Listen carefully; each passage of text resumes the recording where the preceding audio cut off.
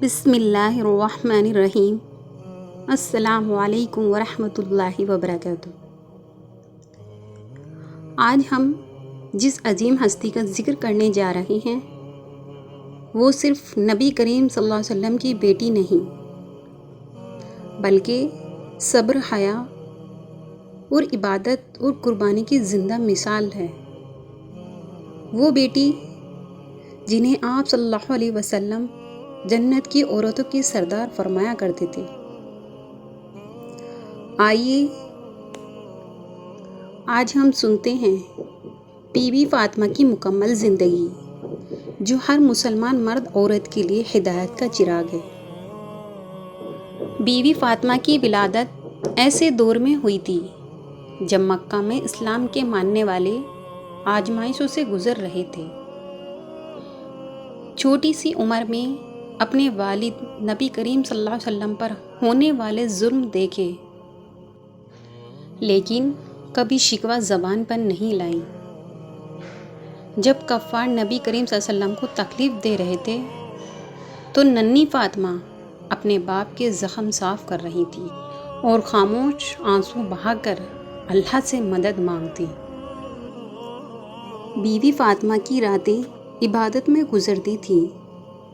وہ سجدے اتنے لمبے کہ پاؤں سوج جاتے تھے، لیکن زبان پر شکر ہوتا تھا۔ ایک رات کسی نے پوچھا، اپنے لیے دعا کیوں نہیں کرتی ہو؟ فرمایا، پہلے امت محمدیہ ہے، بعد میں فاطمہ۔ یہ تھی آپ صلی اللہ علیہ وسلم کی بیٹی کی تربیت۔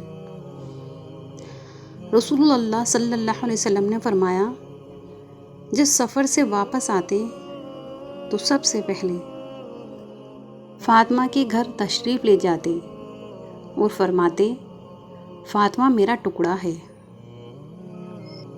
یہ رشتہ صرف باپ بیٹی کا نہیں بلکہ روح کا تعلق تھا۔ بی بی فاطمہ ہر بیٹی کے لیے حیا تھی اور ہر بیوی کے لیے وفا ہے اور ہر ماں کے لیے صبر کا سبق ہے۔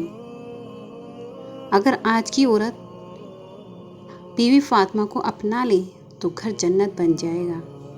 یہ عورتوں کے لیے پیغام ہے۔ جب بی بی فاطمہ دنیا سے پردہ فرما گئی تھی، لیکن اپنے پیچھے ہدایت کا راستہ چھوڑ گئی تھی، ان کی زندگی ہمیں سکھاتی ہے کہ خاموش رہ کر بھی اللہ کے نزدیک بلند مقام پایا جا سکتا ہے۔